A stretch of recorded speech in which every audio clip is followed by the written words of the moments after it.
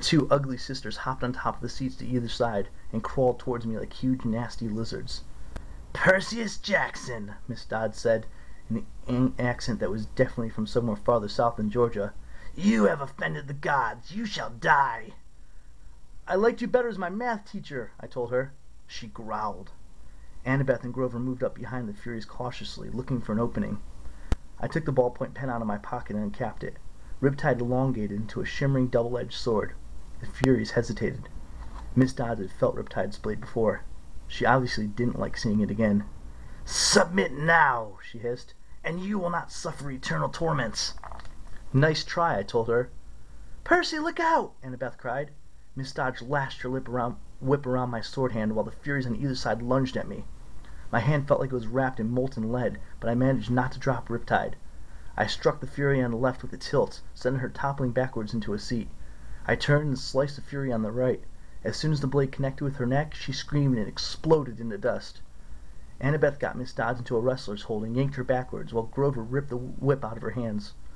"Ow!" he yelled. "Hot, hot, hot!" The Fury I hilt slammed came at me again, talons ready, but I swung Riptide and she broke open like a piñata. Miss Dodds was trying to get Annabeth off her back. She kicked and clawed, hissed and bit, but Annabeth held on while Grover got Miss Dodds' legs tied up with her own whip. Finally, they both shoved her backward into the aisle. Miss Dodds tried to get up, but she didn't have room to flap her bat wings, so she kept falling down. "Zeus will destroy you," she promised. "Hades will have your soul." "Bracamus Masvidicum," I yelled. I wasn't sure where that Latin came from, but I think it meant eat my pants. Thunder shook the bus. The hair rose on the back of my neck. "Get out!" Annabeth yelled at me. "Now!" I didn't need any encouragement. We rushed outside and found other passengers wandering in a daze, arguing with the driver or running in circles yelling, "We're gonna die! We're gonna die!" A Hawaiian-shirted tourist with a camera snapped my photograph before I could recap my sword. "Our bags," Grover realized. "We left." Boom! The windows of the bus exploded as passengers ran for cover. Lightning shredded a huge crater in the top of the roof, but an angry wail from inside told me Miss Dodds was not yet dead. "Run!" Annabeth said. "She's calling for reinforcements. We have to get out of here." We plunged into the woods as the rain poured down, the bus in flames behind us, and nothing but darkness ahead. Chapter 11. We visit the Garden Gnome Emporium. In a way, it was nice to know that there were Greek gods out there, because you have somebody to blame when things go wrong. For instance, when you're walking away from a bus that's just been attacked by monster hags and blown up by lightning, and it's raining on top of everything else, most people think it's really just bad luck. When you're a half-blood, you understand that some divine force really is trying to mess up your day. So there we are, Annabeth and Grover and I walking through the woods along New Jersey riverbank, the glow of New York City making the nightlight yellow behind us, and the smell of the Hudson reeking in our noses. Grover was shivering and braying, his big goat eyes turned slit-pupiled and full of terror. "3 kindly ones, all 3 at once!"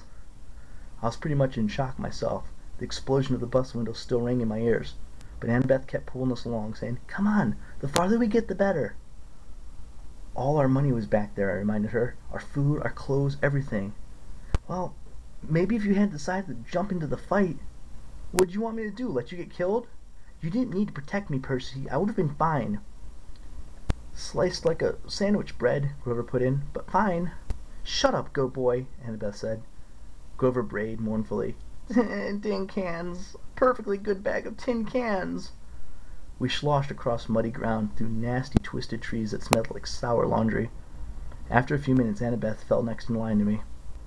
"Look, her voice faltered.